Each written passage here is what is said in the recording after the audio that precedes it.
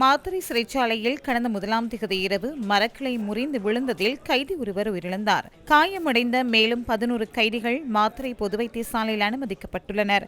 அவர்களில் பலத்த காயமடைந்த கைதியொருவர் இன்று காலை உயிரிழந்துள்ளார். வைத்தியசாலையில் அனுமதிக்கப்பட்டிருந்த கைதிகளில் 7 பேர் சிகிச்சையின் பின்னர் வெளியேறியுள்ளனர்.